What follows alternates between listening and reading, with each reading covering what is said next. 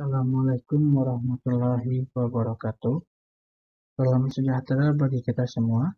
Shalom, Om Swastiastu, Namo Buddhaya, Salam Kebajikan.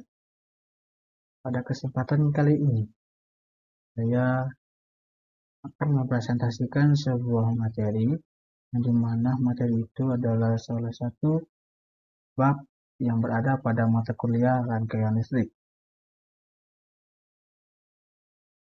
Sebelum mulai memasuki materi, perkenankan saya untuk memperkenalkan diri terlebih dahulu. Nama saya adalah Bobi Setiawan dengan NPM 2040302033. Lalu saya berada pada lokal A1 dengan prodi Teknik Elektro. Dosen mata kuliah saya adalah Bapak Bimo S. Prasetya, PMT. Saya berkuliah di Universitas Borneo Tarakan. Pada video kali ini, saya akan membahas sebuah materi dengan judul analisis node. Sebelum masuk ke dalam inti materi analisis node, saya sedikit menyinggung tentang metode analisis rangkaian. Metode analisis rangkaian sebenarnya adalah salah satu alat bantu untuk menyelesaikan suatu permasalahan yang muncul dalam menganalisis suatu rangkaian. Bila mana konsep dasar atau hukum-hukum dasar seperti hukum Ohm dan hukum Kirchhoff tidak dapat menyelesaikan permasalahan pada rangkaian tersebut, maka digunakanlah metode-metode analisis. Lalu, analisis rangkaian itu ada 3 macam. Yang pertama ada analisis node, yang kedua ada analisis mesh, yang ketiga ada analisis arus cabang. Lalu topik pembahasan kita pada kali ini adalah analisis node. Sebelum masuk ke dalam materinya, kira-kira teman-teman ada yang tahu nggak sih apa sih analisis node itu? Mungkin dari beberapa ada yang tahu, ada yang tidak tahu, bahkan mungkin ada yang baru mendengar dengan istilah analisis node. Baik, akan kita lanjutkan. Metode analisis node. Node atau titik simpul adalah titik pertemuan dari 2 atau lebih elemen rangkaian. Junction atau titik simpul utama atau titik percabangan adalah titik pertemuan dari 3 atau lebih elemen rangkaian.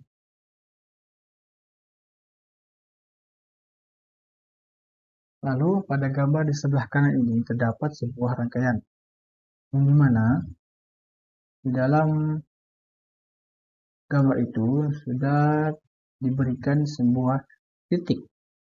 Titik ini menandakan node atau titik simpul. Lalu ada hal-hal yang perlu dilakukan dalam melakukan analisis node. Yang pertama, tentukan node referensi sebagai ground atau potensial nol. Lalu, tentukan node voltage, yaitu tegangan antara node non-referensi dan ground. Ketiga, asumsikan tegangan node yang sedang diperhitungkan lebih tinggi daripada tegangan node manapun, sehingga arah arus keluar dari node tersebut positif. Yang keempat, jika terdapat N node, maka jumlah node voltage adalah N kurang 1. Jumlah node voltage ini akan menentukan banyaknya persamaan yang dihasilkan. Lalu ada hukum Kirchhoff 1. Mengapa saya membahas hukum Kirchhoff 1? Karena pada analisis node ini, kita nantinya akan menggunakan hukum Kirchhoff 1 sebagai cara penyelesaiannya. Hukum Kirchhoff 1 ini sering disebut dengan hukum arus Kirchhoff atau Kirchhoff Current Law, atau bisa disebut juga dengan KCL. Ini hukum Kirchhoff 1 adalah sebagai berikut. Arus total yang masuk melalui suatu titik cabangan dalam suatu rangkaian listrik sama dengan arus total yang keluar dari titik cabangan tersebut. Analisis node berprinsip pada hukum Kirchhoff 1 atau KCL, di mana jumlah arus yang masuk dan keluar dari titik percabangan akan sama dengan 0. Ini adalah sebuah pernyataan di mana jika analisis node ini memang menggunakan penyelesaian dengan hukum Kirchhoff 1, di mana tegangan merupakan parameter yang tidak diketahui. Atau analisis node lebih mudah jika pencatutan semuanya adalah sumber arus. Analisis ini dapat diterapkan pada sumber searah atau DC maupun sumber bolak-balik atau AC. Lalu pada nomor sebelah kanan ini terdapat sebuah persamaan di mana sigma masuk sama dengan sigma keluar. Ini merupakan persamaan dari hukum Newton sendiri. Pada umumnya kita menggunakan ini, namun pada beberapa soal dibuat menjadi lebih simpel. Kadang juga digunakan sigma I sama dengan 0. Lalu di bawah sini ada gambar. Sebagai contoh, pada satu ini kita berikan arus sebesar 5 ohm dan arus yang akan keluar di I4 atau I6 atau I5 yang jalur yang dilalui oleh I1 ini akan bernilai 5 ohm juga. Untuk saja dia keluar pada I6. Jadi arus yang keluar pada I6 ini juga akan 5 ohm.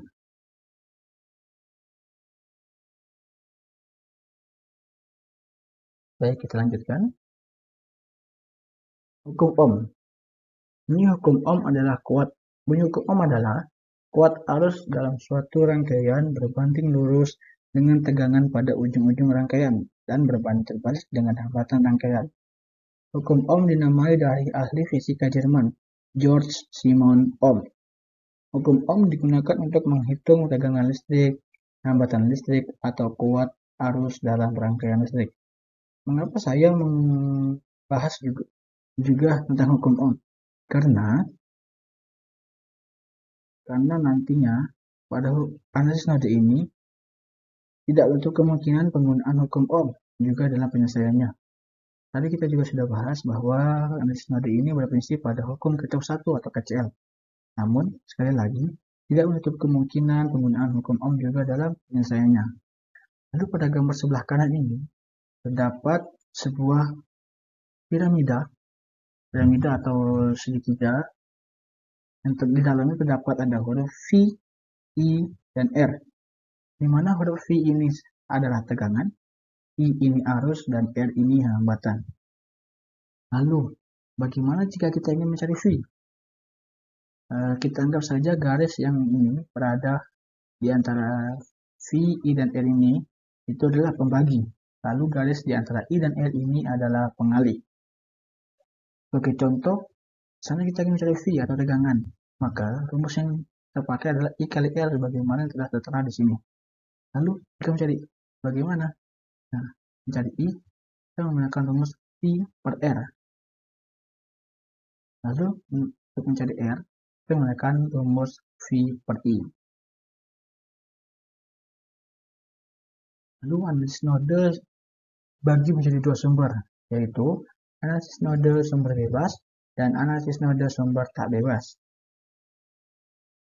Analisis node sumber bebas. Analisis node berprinsip pada hukum Kirchhoff 1 atau KCL, di mana jumlah arus yang masuk dan keluar detik percabangan akan sama dengan 0. Pernyataan ini sudah kita bahas tadi di awal. Lalu, pada gambar rangkaian sebelah kanan ini, terdapat sebuah rangkaian analisis node sumber bebas. Ini adalah contoh rangkaian analisis node sumber bebas. Lalu, di sini ada analisis node sumber tak bebas. Pada analisis node sumber tak bebas, perlakuannya hampir sama seperti analisis node sumber bebas. Yang perlu diperhatikan adalah penentuan indeks node voltage tidak boleh sama dengan nilai indeks parameter sumber tak bebasnya. Di sini pada sebelah kiri ini terdapat sebuah rangkaian, ya, di mana sebuah rangkaian ini adalah analisis node sumber tak bebas. Bisa kita bandingkan dengan gambar awal tadi, sangat berbeda, tapi perlakuannya itu hampir sama. Bisa diingat kembali, ini bentuknya beda, rangkaiannya saja beda, tapi perlakuannya itu hampir sama dengan analisis node sumber bebas. Lalu kita masuk kepada contoh soal. Pada gambar di bawah ini, carilah nilai V-nya. Kita lihat gambar ini, ya. Ya, kita lanjut. Penyelesaian. Ini gambar soal tadi. Yang pertama, kita akan meninjau VA. Kita bisa lihat VA. Itu adalah arus A.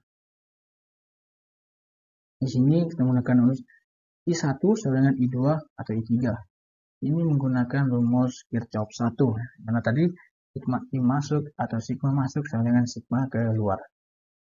Lalu kita lihat di sini 11 I1 tambah I2 tambah I3. Di sini I1-nya masukkan 3. Dari mana 3? Kita bisa lihat di sini. Arus yang masuk itu adalah 3. Ya, kita bisa lihat arus yang masuk itu adalah 3. Lalu VA per VB per 12 tambah VA kurang 0 per 3. Lalu dari mana kita mendapatkan 12 ini? Kita lihat ini arahnya kemana. Lalu melalui jalur dan melewati sebuah resistor, di mana di sini memiliki nilai 12 ohm. Lalu sini ada VA dikurang 0. Nah, dari mana kita mendapatkan 0? 0 ini sebenarnya adalah V ground atau VG. Di mana kita bisa mendapatkan VG? VG itu terletak di sini. Saya lupa menambahkannya. Sini, anggap saja ini V ground, tandanya itu seperti ini. Ini. Mungkin teman-teman bisa mencarinya di Google atau dimanapun. Lalu di sini dikalikan 12. Kenapa dikalikan 12? Ini dikalikan 12 untuk menghilangkan penyebutnya. Lalu kita akan kembali. 12 dikali 3 itu menghasilkan 36. 12 ini di sini 12, di sini 12 coret. Dicoret. Pasti di sini hasilnya akan 0. Maaf, hasilnya akan 1. Lalu di sini mengapa menjadi 4 kan? Kita bagikan 12 dengan 3. 12 bagi 3 berapa? Ya 4. Jadi 4 ini masuk ke dalam sini.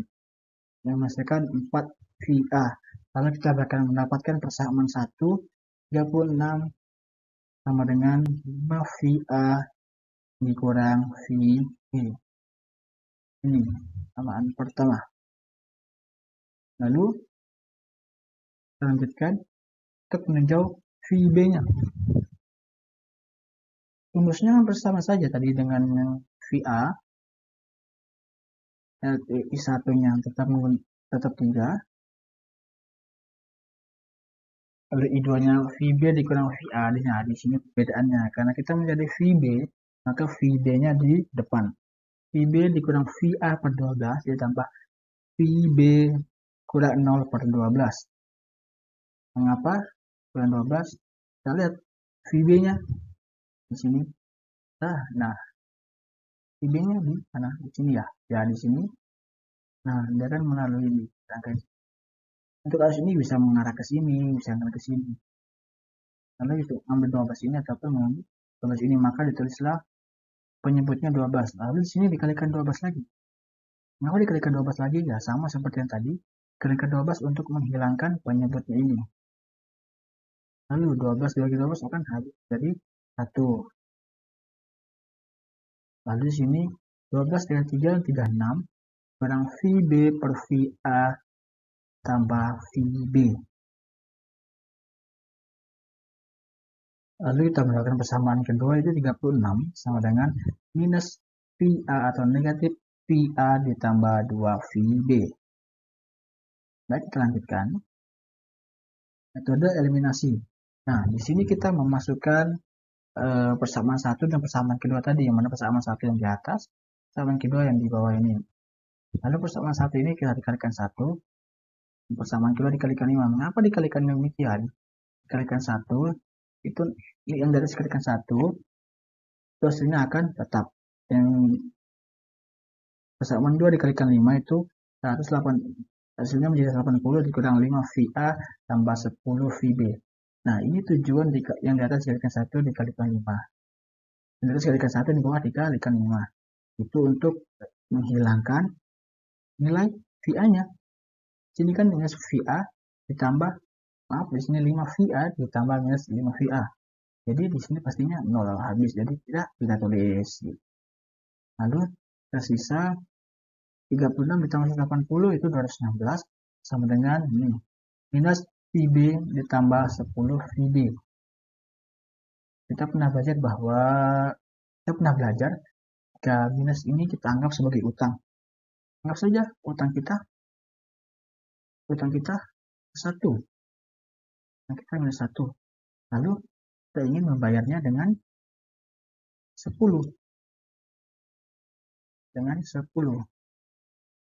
Jadi tersisa adalah 9. Nah, tersisa 9. Nanti kita pindah ruas. Nah, VB sama dengan 216 per 9 itu menghasilkan 24 volt. Ini hasilnya. Baik, kita lanjutkan. Substitusi. Nah, di sini kita akan mensubstitusi nilai VB yang kita dapatkan tadi. Kita menggunakan persamaannya pertama. Mungkin untuk lebih mudahnya. Kita tulis 36 sama dengan 5 VA per VB. Ini persamaan ini. Tahun ini kita melakukan persamaan 1 yang ini tadi. Lalu kita masukkan nilai VB-nya. Berapa nilai VB tadi?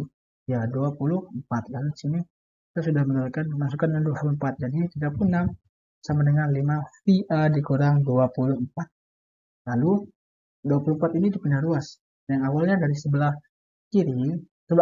kanan, pindah ruaskan menjadi ke sebelah kiri. Yang awalnya di sini negatif, lalu dipindah ke sebelah kiri menjadi positif. Jadi 36 ditambah 24 sampai dengan 5 VA. Lalu VA-nya dikeluarkan 60 per 5. Lalu 60 dibagi 5 sama dengan 12. Gimana 60? 60 itu adalah hasil pertambahan dari 36 ditambah 24. Jadi V sama dengan VA itu sama dengan 12 volt. Lalu pada materi kali ini saya dapat menarik kesimpulan. Yang pertama, analisis node pada umumnya digunakan untuk menyelesaikan suatu rangkaian yang bila mana konsep-konsep dasar atau hukum fisika tidak dapat menyelesaikan permasalahan tersebut. Kemudian, analisis node cenderung memakai hukum Kirchhoff 1, namun tidak menutup kemungkinan menggunakan hukum Ohm juga. Yang ketiga, analisis node memiliki 2 sumber, yaitu sumber bebas dan sumber tak bebas. Yang keempat, dan terakhir, antara analisis node bebas dan analisis node tak bebas, perlakuannya hampir sama. Baiklah, kita telah sampai pada ujung presentasi kita kali ini. Mohon maaf apabila ada salah kata dan salah penjabaran soal atau mungkin ada beberapa teman-teman yang tidak mengerti dengan penjelasan saya. Mohon dimaafkan. Sekian dari saya. Wabillahi taufiq wal hidayah. Assalamualaikum warahmatullahi wabarakatuh.